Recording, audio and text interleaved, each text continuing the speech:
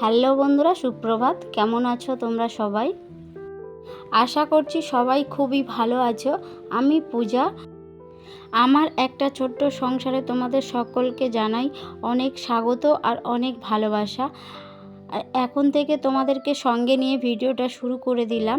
দেখতেই পাচ্ছ যে নিরু এখন আগের থেকে অনেকটা ভালো আছে।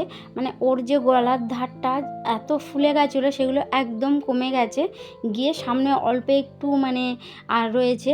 কিন্তু ও এখন খেতে পারছে মোটামুটি। আগে যেমন একদম খেতে পারছিল না, সব কিছু গোলা জিনিস দিতে হচ্ছিল, তাও যন্ত্রণা করছে বলছিল। শুধু জাস্ট ঢেক গিলছে, তাও ওর খুব যন্ত্রণা করছিল, তো সেই জন্য সেগুলো খেতে পারছিল না। এখন বেশ খেতেও পারছে।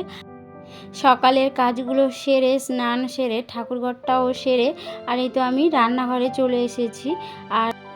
আর আজকে বাবা এসেছে নিরুকে দেখতে, তো বাবাকে একটু চা করে দিয়েছিলাম, তার সঙ্গে আমার জন্য একটু চা বসিয়ে দিয়েছিলাম। সচরাচর সবসময় চাটা খাওয়া হয় না, তো যখন মনে হয় যে মাথাটা ধরেছে বা কখনো একটু ইচ্ছা হলে বা কারোর জন্য বানাচ্ছি, তখন চাটা খাওয়া হয়। আর এই যেসব বাসনগুলো মেজে ধুয়ে রেখেছিলাম পরিষ্কার করে, তো ওগুলো জল ঝরিয়ে জায়গা মতো গুছিয়ে রেখে দিলাম। আর আজকে একটু টিফিন বানাবো। আর যেহেতু নিরুর স্কুলে যাওয়ার কোনো ঝামেলা নেই, যখন থেকে এটা শুরু হয়েছে না, সেদিন থেকে ওই স্কুল যেতে পারছে না। আর যাবে বা কী করে, মানে খেতে পারছে না, যন্ত্রণা করছে যখন তখন। তো সেই জন্য আমিও আবার পাঠাইনি। তো ভালো হয়ে গেলে তারপর স্কুলে পাঠাবো। আর এই তো আজকের লুচি আর একটু সাদা আলুর তরকারি করব। আর এই যে লুচিগুলো একে একে ভেজে নিচ্ছিলাম। আর অনেক দিন হলো মানে বাড়িতে লুচি করা হয়নি, প্রায় 3 থেকে 4 মাসের মতন মানে পরে হচ্ছে আর কি। ওই যে নিরুর জন্য তেলের জিনিস বেশি চলবে না, তো সেই জন্য করা হতো না। যখন মানে কিছু করতাম, হয়তো একটু রুটি, কখনো বা একটু পরোটা, অল্প তেল দিয়ে যেগুলো হয় আর কি, তাই আজকে একটু বানাচ্ছিলাম। আর ও অল্প অল্প খেতে পারছে, তো সেই জন্য ভাবলাম অল্প করে কিছু বানাই। আর সকালে এইরকমভাবে ভারী টিফিনটা মানে রোজও আমাদের হয় না। ওই তাড়াহুড়োর মধ্যে সকালবেলা উঠে নিরুর জন্য যেটুকু বানিয়ে দিই, তার মধ্যে হয়তো কিছু থেকে যায়, সেটা খাওয়া হয়। আর ওর বাবার কিছু তো করে দিতে হয় না, অনেক ভোরে বেরিয়ে যায়, তো সেই জন্য ওর টিফিনটা আর করে দিতে হয় না। আর ও এমনি মানে ওর কোনো টিফিনের কোনো ঝামেলাও থাকে না। এবার আমার একার জন্য সেরকম আর এরকম সকালবেলা কোনো ভারী টিফিন আমি করি না। তো নিরুর জন্য ওই যে বললাম, নিরুর জন্য কিছু যদি বানাই, তো থেকে গেল তো সেটাও খাওয়া হয়। আর না হলে এমনি যাই হোক একটু হয়তো মুড়ি বা অন্য কিছু করে খেয়ে নেওয়া হয়। আর এই তো একদম মানে লুচিটা করেছিলাম যেহেতু তেলে একটু বেশি, তাই অল্প একটু তেলে কালো জিরে দিয়ে, একটু কাঁচা লঙ্কা দিয়ে, আর ওই তো আলুর তরকারিটাও করে নিয়েছি। আর এদিকে না নিরুকে আর আমার বাবাকে একটু লুচি আর আলুর তরকারিটা দিয়ে আসলাম। আর এদিকে আমি রান্নার জোগাড় করব বলে চলে এসেছি। আর তোমরা জানোই আমি রান্নার আগে না মানে জোগাড়টা করে নিয়ে রান্না করতে বেশি পছন্দ করি।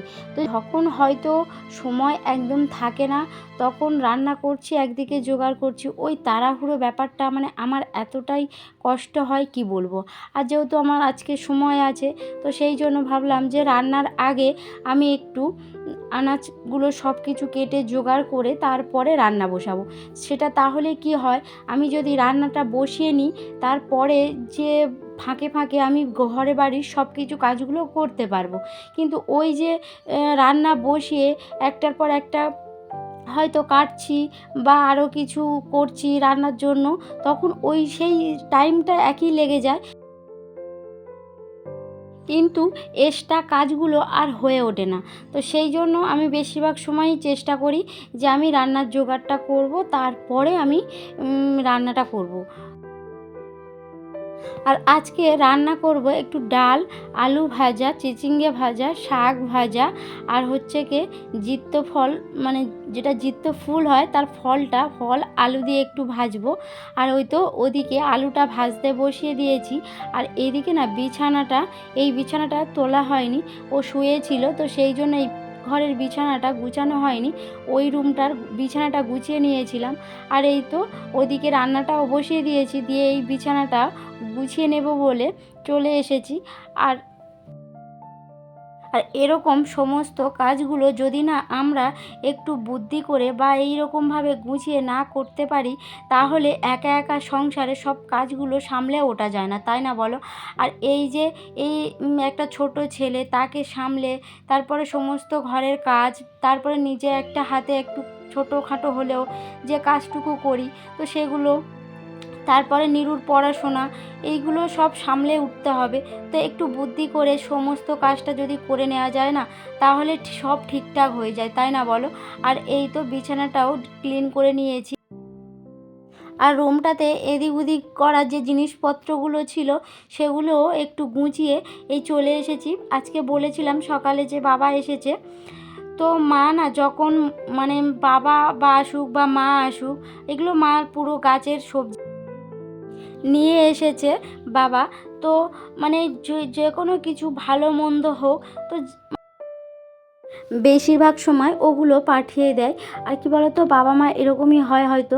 আর তার ওপরে আমার ভাই এদিকটা থেকে কাজে যায় না, তো মনে করে যে ওর কাছ থেকে ওখান থেকে যাবে, আমাকে একটু ডেকে নেয় স্টেশনের কাছে, বলে যে তুই স্টেশনের কাছে দাঁড়াবি, তারপরে তোর ভাই ওই জিনিসটা দেবে বা এই জিনিসটা দেবে, এরকম করে দিয়ে থাকে।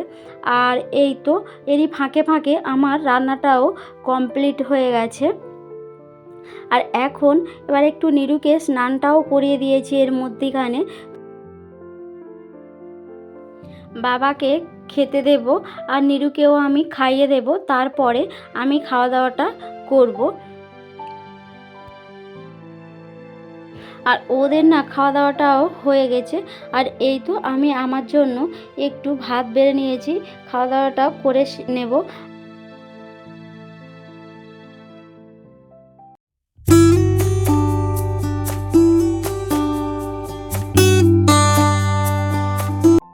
আর খাওয়া দাওয়াটা সেরে তো নিরুকে ঘুম পাড়াতে গিয়ে আমিও ওর সাথে ঘুমিয়ে পড়েছিলাম।